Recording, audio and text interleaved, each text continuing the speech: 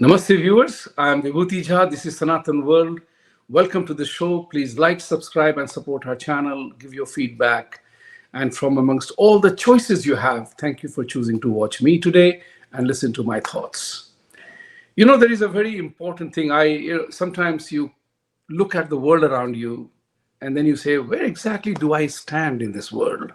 What's happening around me? There's a thing called being aware of your surroundings. Be consciously aware of what is happening around you, to the world around you. And that happens if you follow the three A's. The credit of three A's goes to Swami Vivekananda, and I adopted it in my life. Arise, awaken, and assert, he said, until your goal is met. Arise, awaken, and assert until your goal is met. I added my fourth A to that. I said act. I'm a hard proponent of the theory that what is happening around the Sanatani world, what is happening to Hindus around the world, if we do not arise, awaken, assert, and act in these times, people will run over us. The one thing which I always say, that when you are looking at the environment around us, you look at it from a very critical perspective. We all have our own ideologies. We all have our own ideologies which governs our way of life. Vasudhaiva Kutumbakam, Satyameva Jayate, Atithi Devo Bhava, Hinsa Parmo Dharma. But don't read those sayings in its isolation. Read it in the togetherness of things that are there. Ahimsa Parmo Dharma is related with Dharma Rakshati Rakshata, right? Likewise, we have to remember Atithi Devo is correct. You have to respect and honor the guest. But you have to identify whether that person is a guest or not. The barbarian at the gate, at the door, is not an Atithi, right? Likewise, what is happening to the Sanatani world and Hindus around the world is creating an awareness. We have to become really aware. Arise, awareness, arising, awakening, asserting, and acting is part of the same process. You can make it 5 ways, awareness, but you can relate it with arising. I'm choosing Swami Vivekananda's invocation. So what is happening around the world is in the global scenario of 150 plus countries as Christian countries and 57 countries who are following Islamic faith, we are the only ones who are Sanatanis and Hindus. Nobody else is. And we are the odd guy standing. Are we a trouble to them? The answer certainly is no, because we are not against anybody. As somebody asked me once, why do you don't like Muslims? I said, no, I'm a Hindu. I'm incapable of hating other religious practices. And when I say I'm incapable of hating other religious practices, is because our religious practices, if our dharma, our Sanatan, doesn't profess hate as a modus operandi or an operative language, we accept everything in nature for the way it is.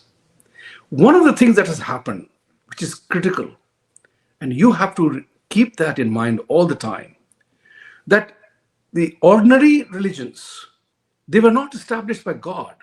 The God, the unknown, the invisible, omnipotent, omniscient entity, if it is, that created the entire life on the planet Earth and gave the life-sustaining forces for us to live, he did not create religion. He created life. People created religion. Just as the eating habits of various people in the world is dependent upon what is available on that piece of land and the environment, likewise, our color of the skin, our physical makeup is part of the process of growing up, learning, and learning. That's how growth happens. That's how development happens. What we are noticing right now is that the world is against us. Everybody is targeting us, Hindus and Sanatanis, as if we are the evil. You have seen it in America, where the hardcore religious fanatics attack us, our processes, our murti puja, our way of life.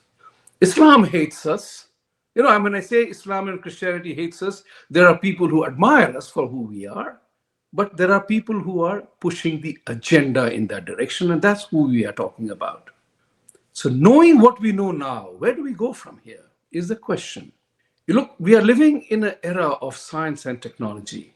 The biggest allies of Sanatan Dharma, Sanatan World, Sanatan policies is the advances in science and technology. The traditional religions, and I will say religion, they have a very interesting psychological base. And that base is, in my opinion, totally dependent upon fear and ignorance. 80% or more people are always looking for a leadership role. And somebody comes and says, this is the way God told me to do this. Somebody says, this is the way my God told me to do this. And then they begin to fight with each other. We have no such fight with anyone. As Sanatani, as Hindu practitioners, we believe in doing things which are good for people or whatever inspires you.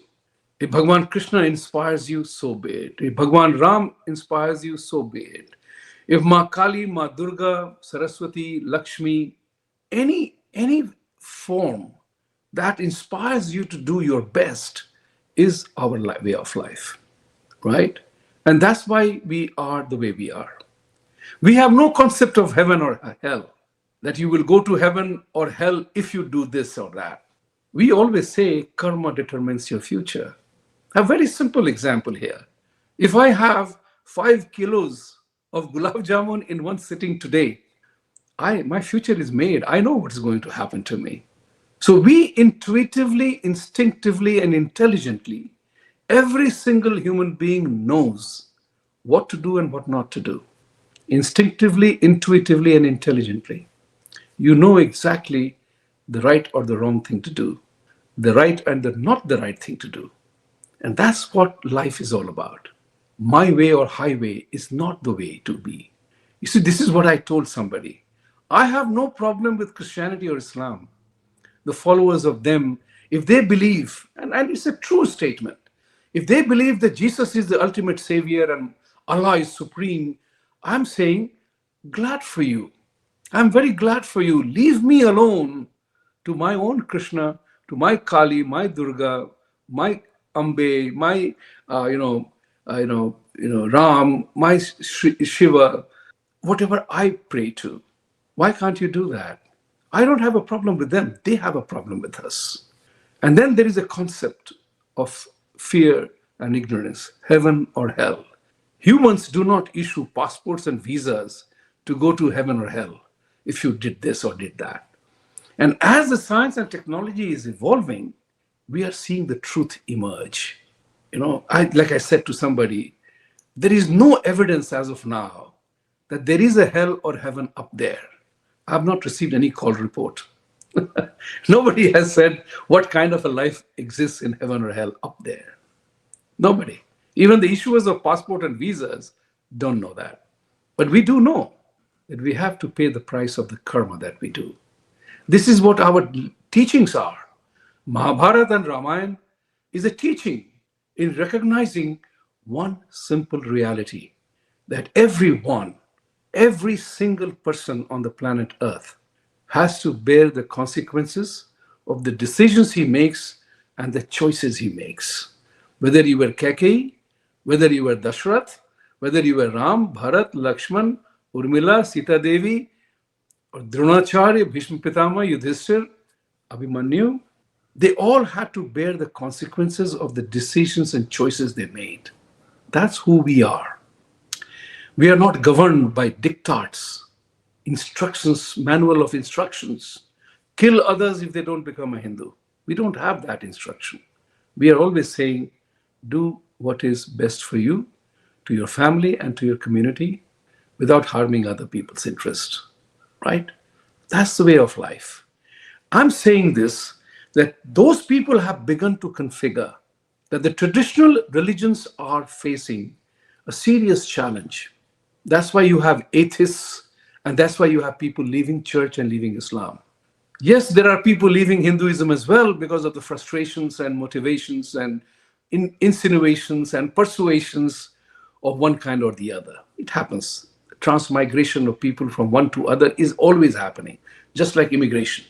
People go wherever they find peace for themselves. That's okay. But not by force and persuasion, not by force and inducements.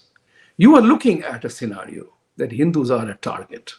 And now, in this 21st century, with the advent of science and technology, if Hindus do not arise, awaken, assert, and act, all four working together, then there is a problem.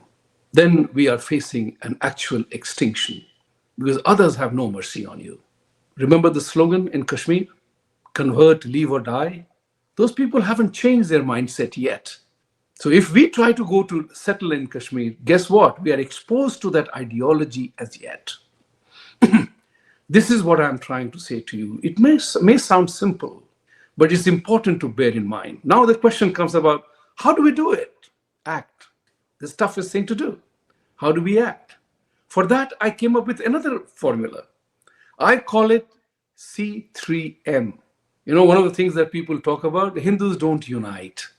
Look, unity is not a same color suit, sari, churidar, kurta, or dhoti kurta. You wore the same thing and you have unity. No, it doesn't work like that. Unity is always behind a purpose. And everybody has to do his individual bit. You can't tell me, you do your bit, I will do whatever I want to do. No, you do your bit because you can individually, and then you create a samudaya, a parivar, a community and a family of commonality of purpose and convergence of intent. This is what is important to understand.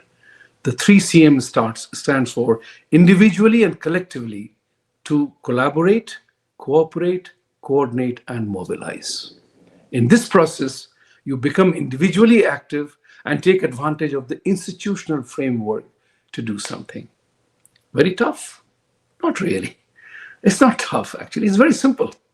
And then here I will add one quotation from Albert Einstein.